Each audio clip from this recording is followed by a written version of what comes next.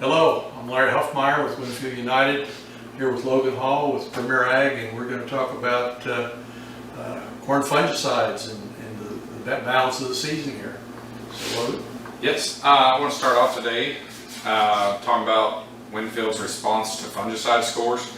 So what that is, every year in the answer plot, Winfield is testing every hybrid in our lineup, even with our partner brands, to see how each hybrid responds to fungicide, and they rate those low, medium, or low, moderate, and high. And in 2018, we saw pretty awesome data. 78% of the fungicides in our lineup had a moderate or high response to fungicide. And over the last few years, the national average with fungicide application on corn, we've seen a 17 bushel advantage over untreated. There's a variance too, right? Mm-hmm. Yeah. I mean, we've had treatments that we've had up to 30 bushel yield increase from that fungicide treatment. And that's what all the buzz is about, and the excitement about being sure to keep the plant healthy. Yeah, I even had an experience last year. A guy had a 40 bushel advantage, and that was really neat to see just the excitement he had, and as a firm believer.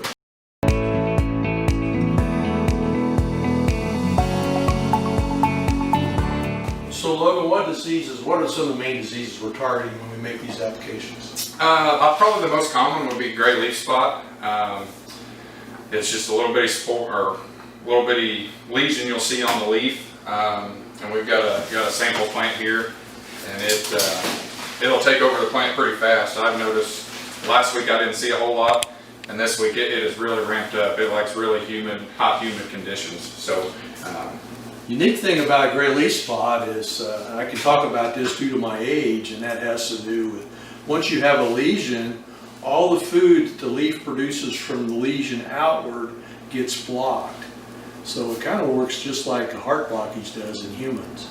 And you don't have to have very many lesions on your corn plant to trigger response to economic response from fungicide application.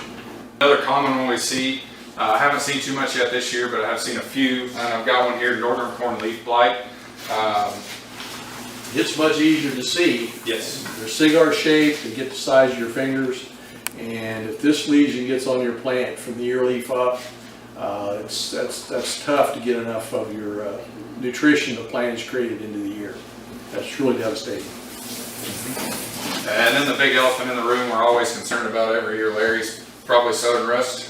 Correct. And we've been notified. It's had a pretty low outlook so far, but with weather conditions here recently, we got several notifications yesterday that it is in western Kentucky, I believe. So on the horizon, be on the lookout for it. And a lot of people confuse that with common rust. So if you don't know how to distinguish between the two, so you can probably get a hold of your account manager, and we can help you with that. We've had lots of experience with southern rust over the last 4 or 5 years, and it comes in late and is very rapid, very quick.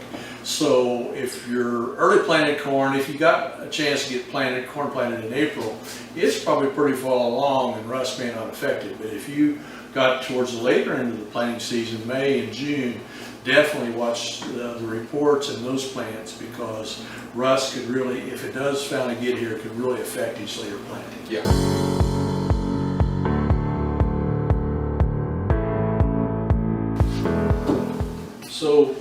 So Logan, tell me a little more about these RTF scores that we get. Yeah, so the account managers use that, early on in the winter whenever we're placing seed on our growers. We're thinking a lot about that because not every field can fit an aircraft into it.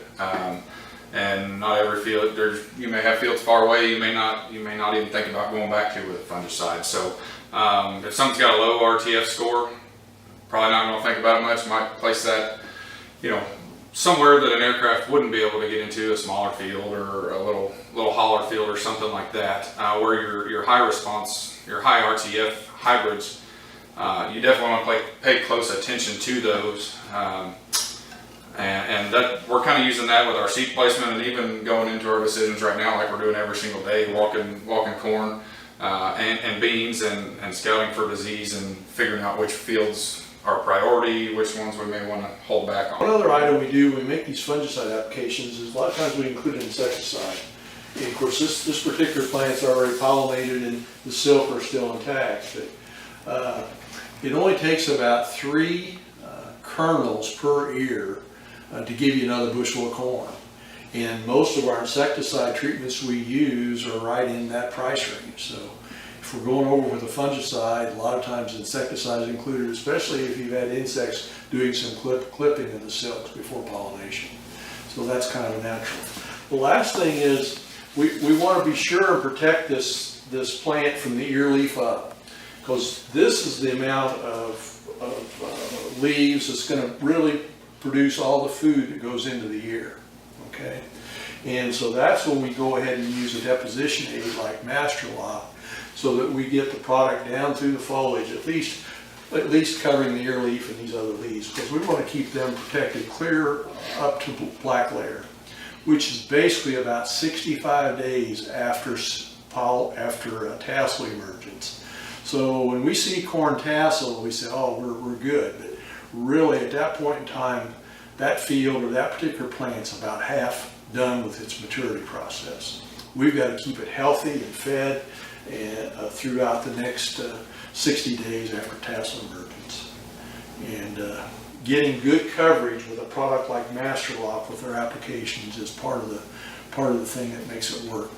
Our Winfield United testing is indicated that we can get up to a 5 bushel increase by using Master Lock with our common fungicide treatments. Well, we thank you for tuning in. Hopefully you've enjoyed our video. Hopefully it was helpful. Have a safe rest of your summer, and hopefully the year ends well for you. If you need anything from your account managers, please give us a call. We'd be happy to help. And hopefully you tune in for a couple more videos.